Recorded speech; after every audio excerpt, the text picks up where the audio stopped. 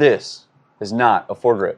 So for legal reasons, this is called a handbrake, not a foregrip. If this was a foregrip, this would actually be illegal on a AR pistol, whereas an actual foregrip like this would be considered illegal to have on an AR pistol. Unless you register it with the JTF. Who wants to do that, right? Functionally, it's still completely the same thing. And this handbrake still gives you far better control of your weapon. So let me know in the comments if you'd run this handbrake. And if you'd like done content like this, be sure to like, comment, and subscribe.